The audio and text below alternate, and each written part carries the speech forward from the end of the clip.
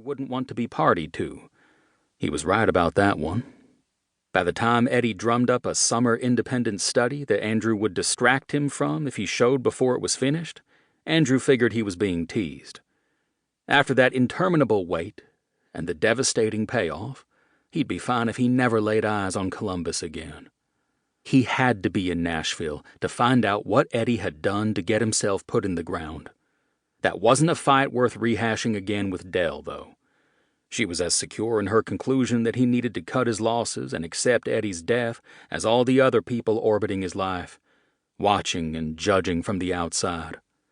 "I won't be alone. I'll be with, what's his name, Riley and all those folks," he said. "Yeah, the friends he didn't introduce you to and that your parents didn't invite to his funeral. That sounds great. A super supportive system," she countered, measured but fierce. Andrew scraped the sweat-drenched hair off his forehead, then ran his fingers through it twice to slick the whole mess out of his face. 4 weeks past due for a trim. He wiped his damp hand on his jeans and wrangled the urge to say something. "You invited yourself. I didn't ask for support." The clerk interrupted. "I've got your keys, man, and there's a hold fee." He held out the twin red and black key fobs on a wire loop, one for valet, one for horsepower, and a thin sheaf of papers. "How much?" Andrew asked. "Looks like $233 for the tow and storage." Andrew clenched his jaw as his frustration abruptly compounded. It didn't matter that he'd summarily inherited the entire $7.5 million Eddie's late parents had left him a decade ago. Not right then. "You're telling me I have to give you $200 to pick up my dead best friend's car," he said. "Hey, sorry, I don't make the rules," the clerk responded. "God damn!" Andrew slapped his card onto the counter. "Fucking charge it then!" "Calm down," Dell said. "Leave it!" he said through gritted teeth. The clerk passed him his card and the charge slip, along with the release forms and the key ring.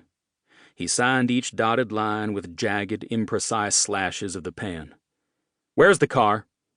"Head to row 18 and hang a right. It should be about 3/4 toward the end of the lot. Look for the sign at 16, though. The numbers fell off the rows after that. Just count your way." He took the signature sheets and stuck them into an accordion file. "Sorry about your loss." Andrew banged out the door. Dell slipped through behind him.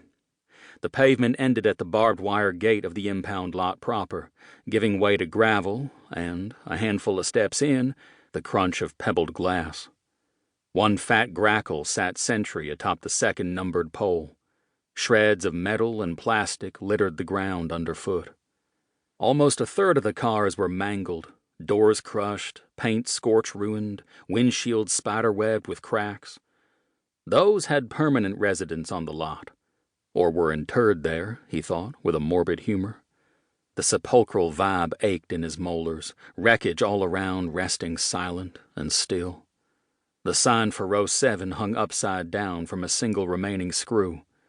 To his left, at the head of row 11, someone's sticker-splattered banana-yellow tuner, a Civic, maybe a 2010. He sidestepped to tap the hood in solidarity. Dell snorted, and he flinched. Her hand caught his elbow, thumb slipping on the sweat at the crook. "Please just explain it to me, why you're still going forward with this after he—" She paused. The sun forced her to squint, chin tilted, as he turned to stare her straight in the face. "After he did what he did." "You aren't going to say it?" "Do you want me to?" she asked. Without answering, he shook off her grip and kept walking. The pale tops of his feet in his sneakers and the bare length of his arms had begun to sting, unsuited as he'd been since childhood to the hot hand of summer in the South. A broiling tension pushed under his skin. The image of Eddie's corpse, emptied out and dolled up, remained stuck to the inside of his eyelids, a non-negotiable, fragmented picture. Under the sleeves of his funeral suit, fat stitches had closed Eddie's waxy forearms from wrist to elbow, black like tarred railroad ties. No mistaking the ruined flesh and its bleak message, unless the obvious narrative wasn't the whole story. Maybe instead it was a palimpsest, scrawled in haste over the original draft.